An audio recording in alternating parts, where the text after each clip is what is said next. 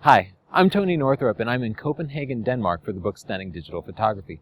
And as you can see, this harbor here is beautiful, but I got an overcast day today, and that's going to happen when you travel, and you have to make the best of it.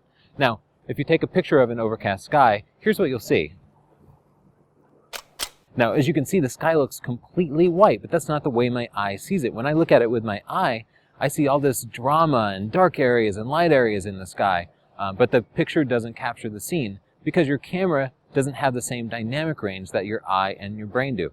So there are a couple of things you can do to capture that detail better. The easiest is just to underexpose the picture by 1 or 2 stops. You can do that by adjusting your camera's exposure compensation. So I'll turn the camera down a couple of stops and we'll see what it looks like. So looking at that, you can see that the underexposed shot captured all the detail in the sky, and the sky alone looks much better. But the subject of the picture, which is the row of buildings, has become underexposed. Of course, that's what happens when you adjust your exposure compensation down.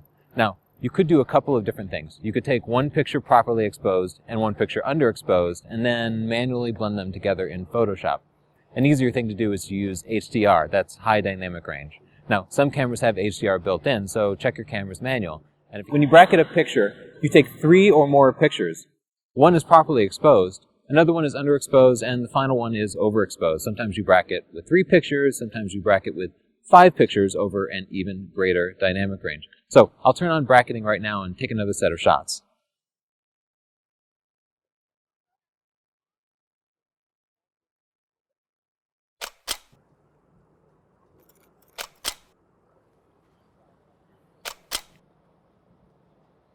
Now, back at the computer, I'll bring those shots into my favorite HDR software, which is Photomatix Pro. You can use any HDR software, though.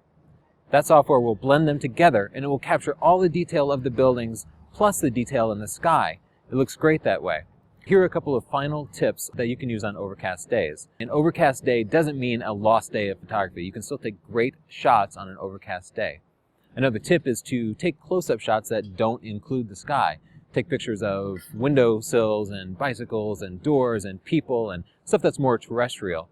But if you do want to take a picture of the sky, underexposing the shot or using HDR is a perfect way to capture the detail that is in there. For more information, you can check out my book, Stunning Digital Photography. I have an entire chapter dedicated to HDR techniques. You can get that on Amazon or at iBooks. If you have any questions, contact me on my Facebook page, which is the Northrop Photography page. Thanks.